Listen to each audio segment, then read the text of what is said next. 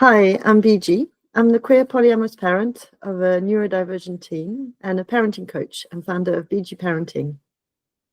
Relationships are at the core of our happiness, and I believe that raising children into happy, healthy adults starts with a secure and healthy parent-child relationship. So my job is to empower parents of queer children and in alternative family structures, non-traditional ones such as solo parents, blended families and polyamorous families, to navigate their inner world and communicate effectively so that they can create a trusting, respectful and inclusive environment that nurtures both their own well-being and their children's emotional growth. I'm going to share a presentation with you today. So today we're going to talk about building an inclusive home, how to support your LGBTQ+ youth and allies, because even if your child isn't LGBTQ+, it's likely that some of their friends are. So as I said, I'm BG. I'm a queer polyamorous mum. I use the pronouns they, them, because I identify as non-binary. And in my case, that's because I don't identify as a woman or a man. And I'll explain a bit more about that in the next slides. I also think of myself as an activist, specifically for marginalized groups such as children, because childism is a real problem, and LGBTQ+ people, obviously. And I count myself as a feminist and an advocate for these marginalized groups. And a bit about my personal story around LGBTQ+. So I've known since I was a teen that I didn't fit into the usual standards.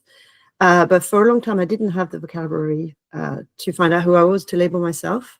And I didn't really understand what I do now around the community itself, around what it means to choose a particular label, and about myself.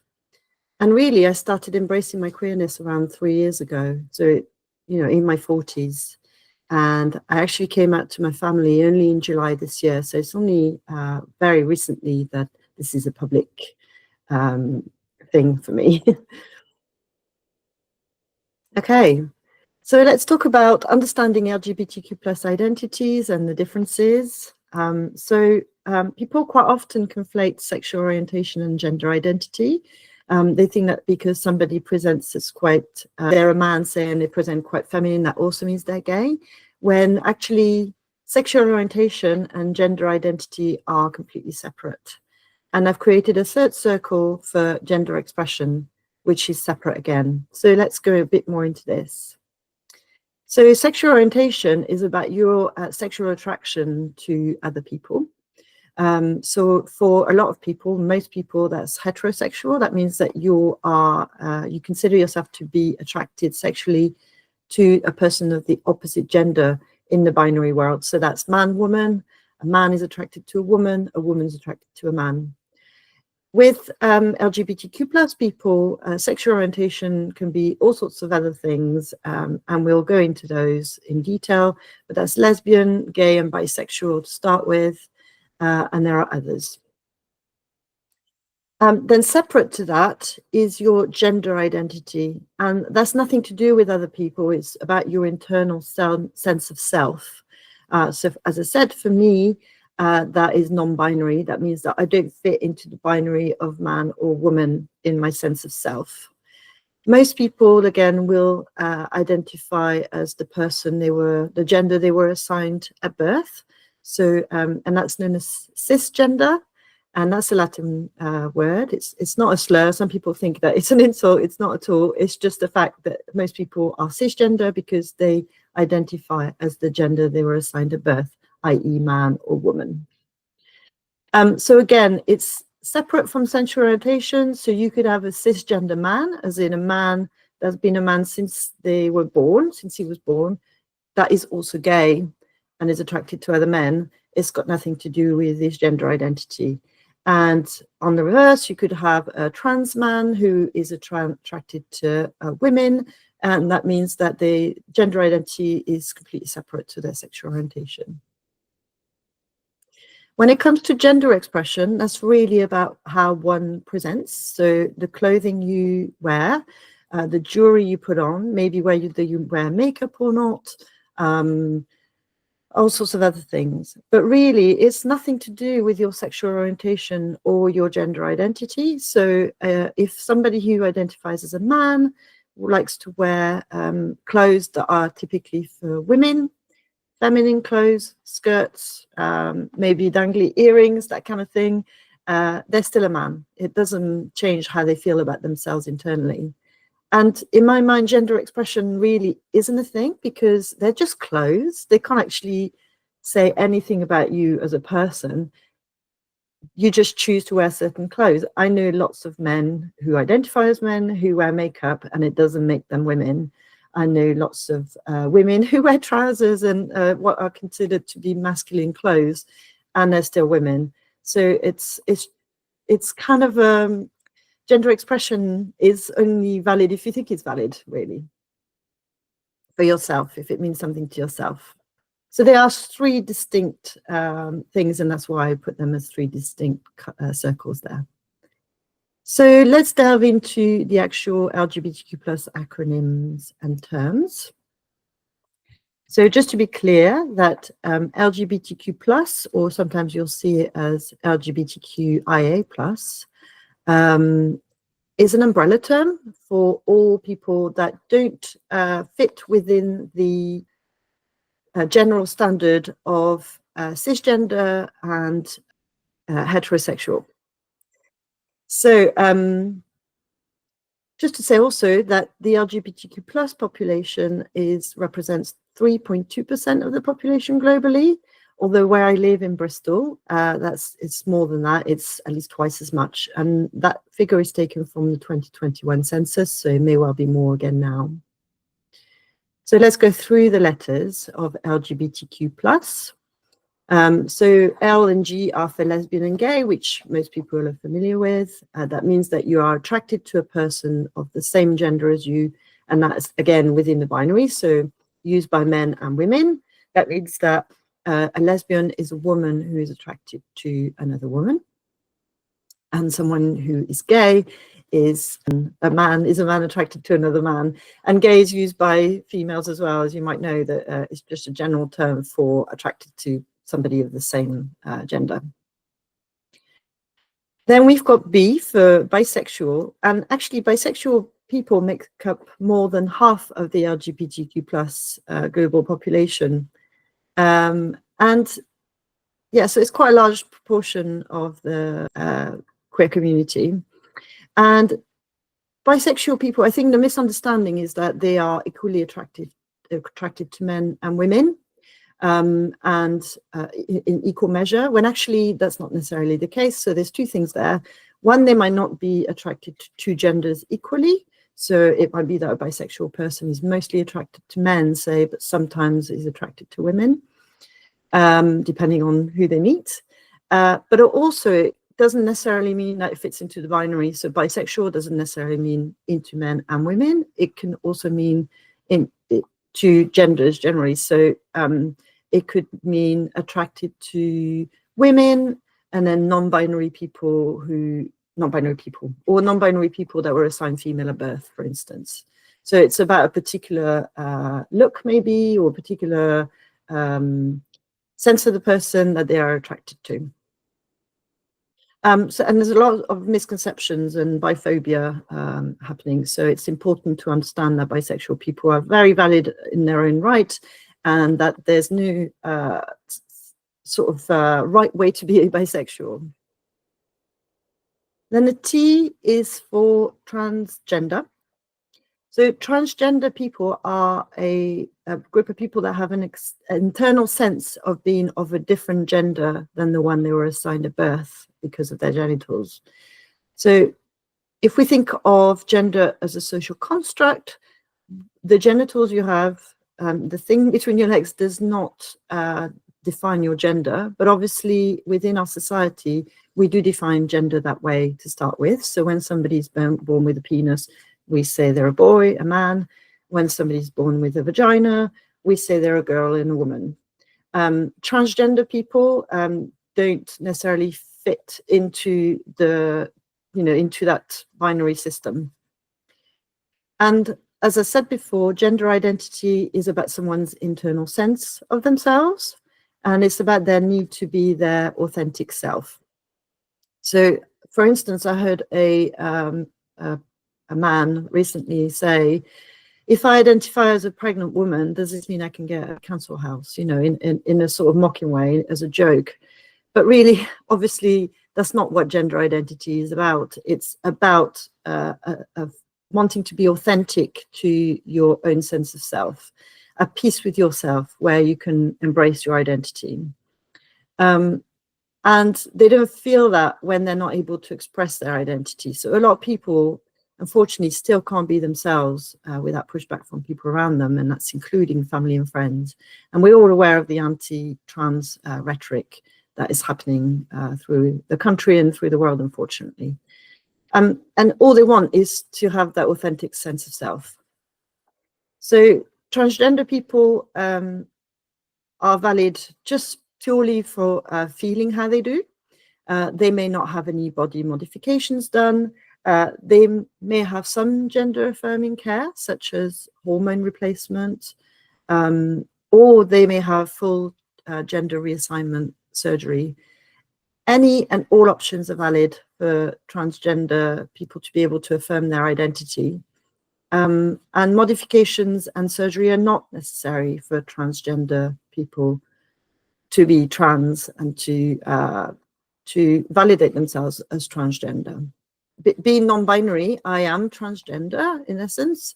I don't plan to have any body modifications. It's something I think about sometimes, but you know, I'm aware that I present as a woman most of the time, and that suits me. But I still feel like I don't belong within the binary, and that's totally valid.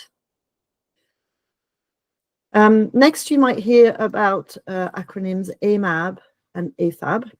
So AMAB is short for assigned male at birth, and AFAB about female, assigned female at birth. Just to mention here that we don't necessarily refer to individuals that way. Oh, they're an AFAB or they're an AMAB, because it doesn't matter. We don't care what people are assigned at birth. We care about what gender they identify with now. So the terms AMAB and AFAB aren't usually used to refer to individuals. They are used to refer to groups or generally people generally. So you might say, your young person, for instance, might say, I'm generally attracted to women and non-binary AFABs, meaning, you know, people that are generally assigned female at birth but are non-binary because they have a particular look maybe, or there's something about masculinity that they don't relate to or don't find attractive. Next is the term male presenting or female presenting. So that is about how somebody presents themselves outward. That might be in, again, their gender expression. So for instance, in my family, we have agreement that we can't assume people's gender until people state it. So we call people they, them until we know what their preferred pronouns are, because their gender expression, the way that they present, has got nothing to do with who they are inside. So, for instance, I'm a female presenting non-binary AFAB, but most people will misgender me and assume that my pronouns are she, her, because of the way I present, when actually that's not correct. So that's important to remember, and it's particularly respectful to ask for people's pronouns and to respect that. So I've made a bit of a bingo card about all the types of other terms that might come up, and this is not an exhaustive list by any means, but I wonder how many of these terms you already know and understand. So I'm going to go through them. The word queer is a general term that means different things to different people. I like to use it as an umbrella term for LGBTQ+, mainly because it's a lot quicker to say than LGBTQ+.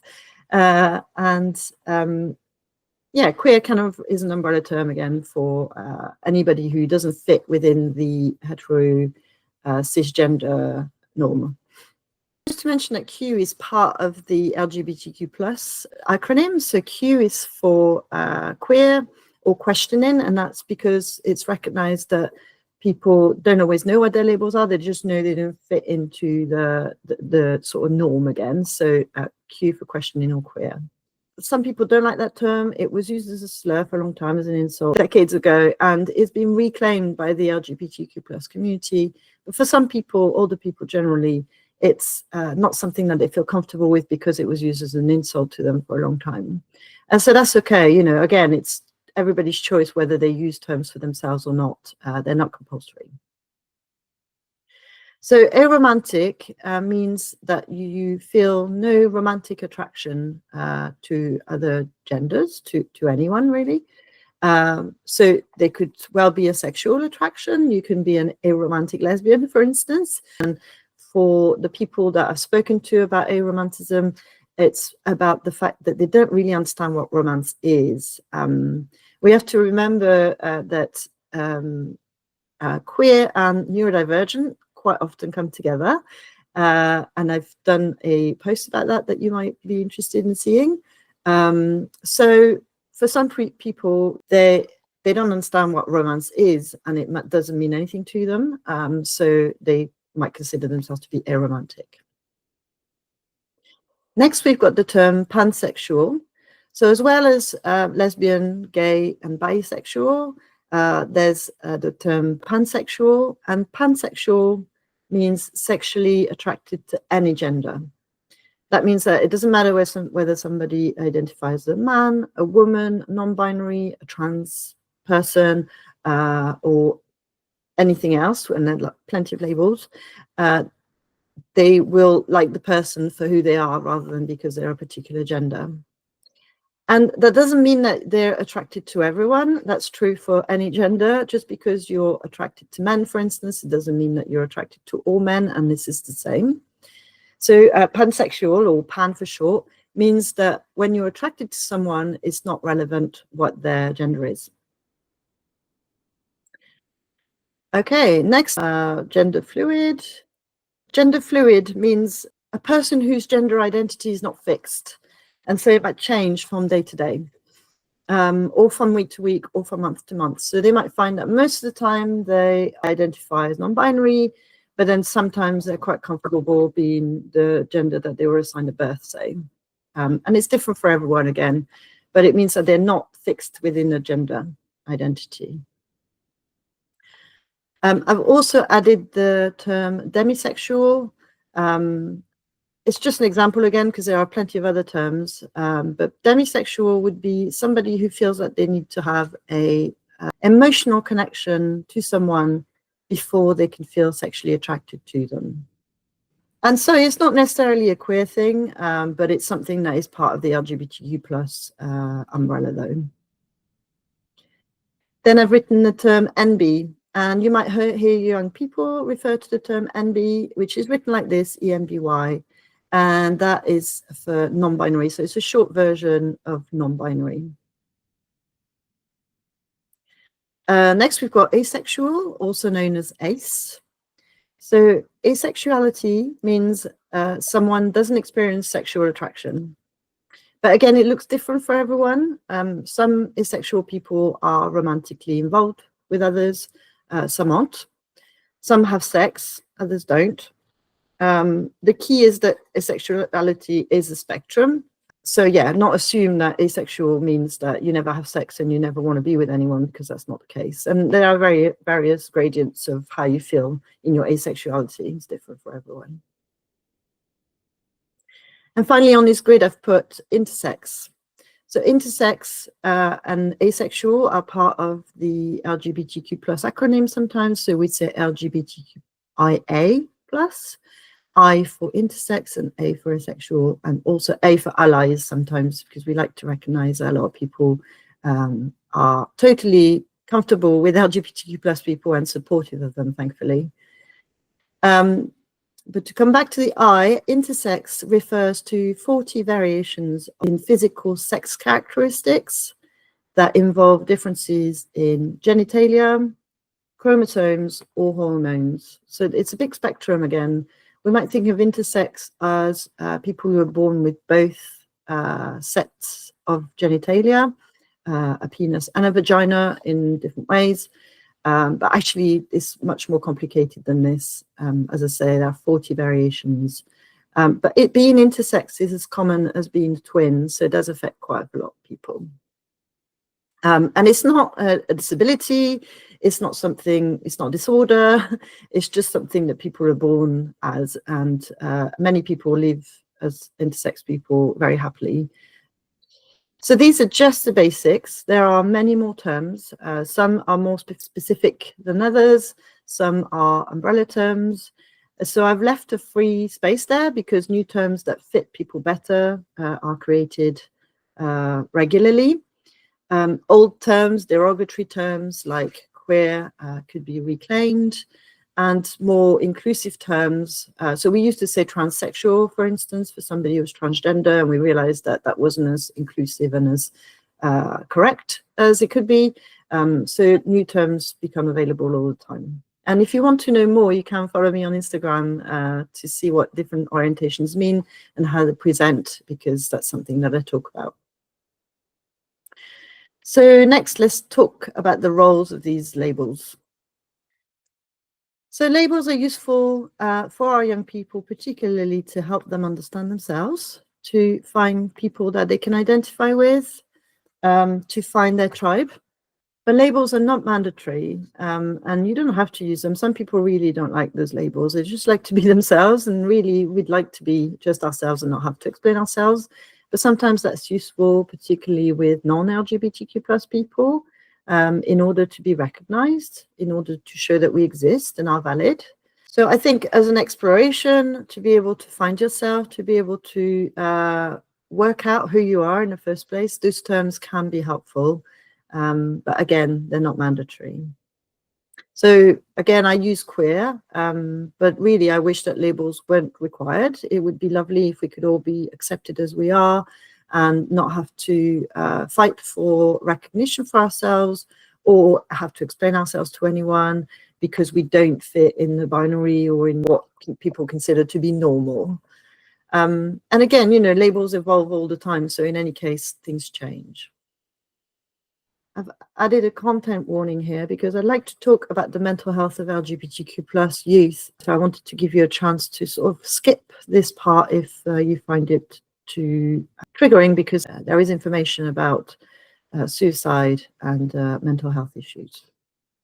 So I've gathered some statistics, some figures from the 2024 UK survey on the mental health of LGBTQ plus young people that was made by the Trevor Project. And it captures the experiences of over 9,600 LGBTQ plus young people aged between 13 and 24 across the UK. And I specifically picked statistics that show how our involvement as parents and as members of the community, whether we are LGBTQ plus or not, can help young people. So for instance, 66% of LGBTQ plus young people reported that they felt discriminated against in the past year due to their sexual orientation.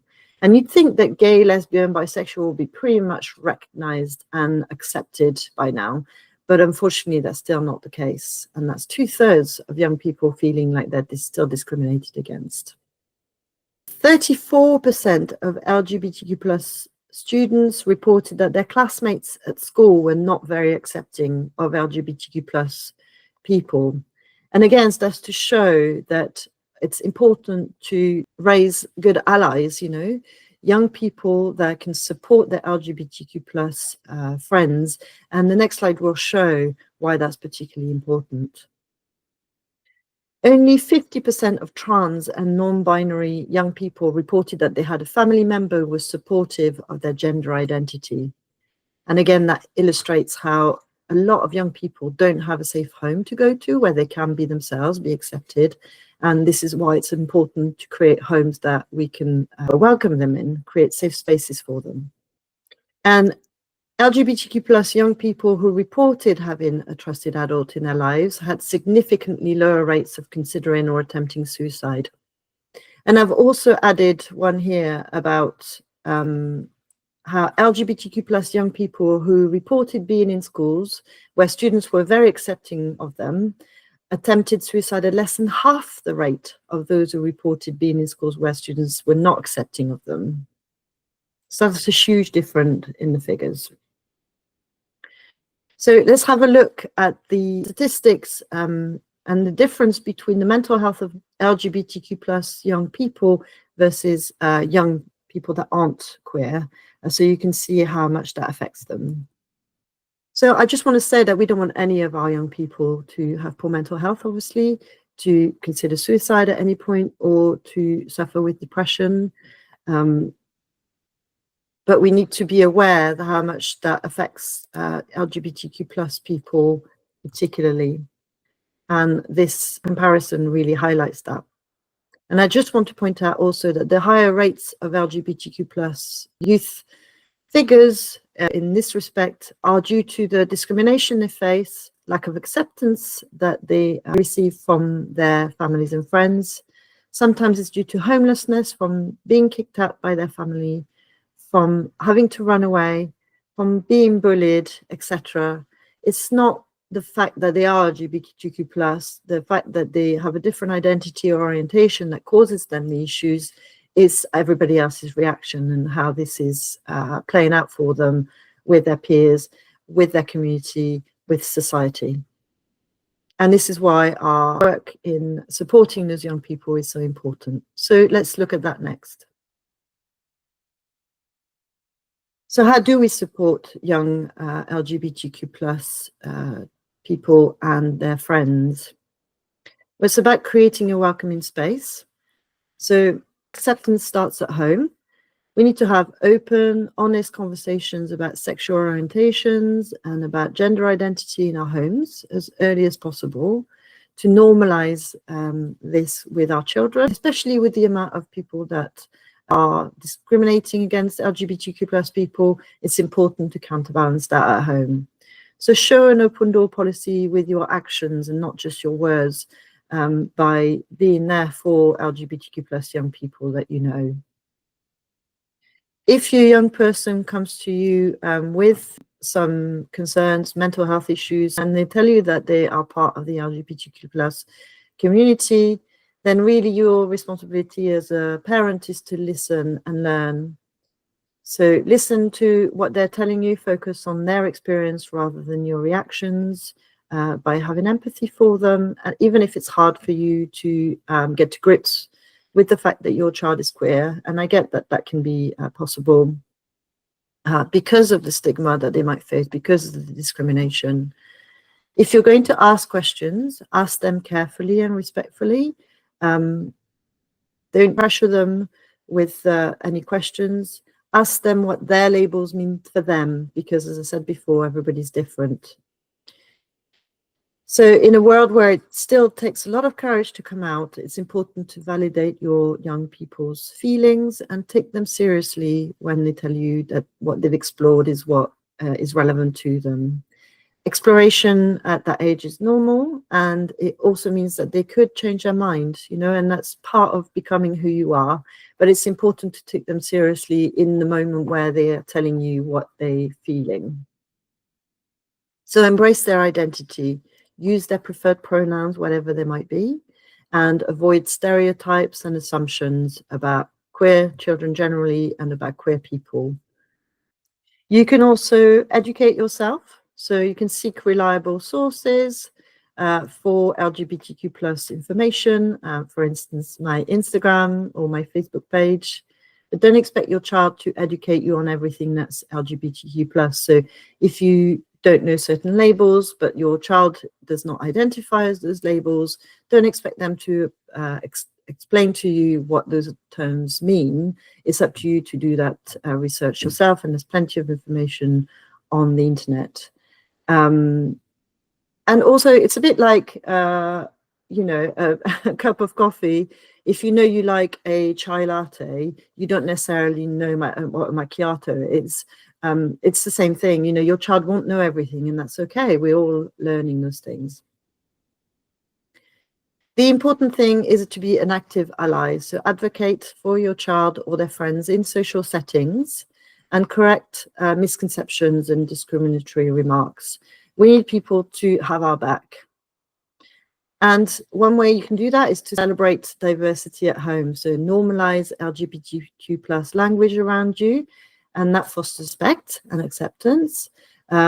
Use they, them for people when you don't know their pronouns. Use female presenting or male presenting instead of assuming people are male or female. Don't assume that because somebody's slightly effeminate, they're gay. Or because a woman wears very masculine clothes, that she's a lesbian. You know, it's things like that that we need to change. Okay, so I invite you to think about what steps you are already taking and which ones you might focus on next to support LGBTQ plus young people. You don't need to learn it all at once. I'm still learning myself. There are plenty of labels that I don't know. And, you know, that's part of being a parent and a human. And the important thing is to be able to respect your own LGBTQ plus young person or the young people that you know around you. Any sort of effort that you make to be inclusive in your home is worthwhile. Finally, if you'd like to know more, you can follow me on Instagram at BG_parenting or on Facebook at BG Parenting, where I explain those labels and what being LGBTQ plus means and how to support our young people. And I also sometimes make book recommendations or website recommendations if you'd like to know more. You can also visit my website for my blogs, where I talk about particular labels in more depth. And you can sign up to my newsletter, where I share strategies and insights on parenting, navigating non-traditional family structures, and for LGBTQ plus families. And on my website, you can also book a one-to-one if you would like more support in being there for your young people. So I'd like to thank everyone for being here and see you next time.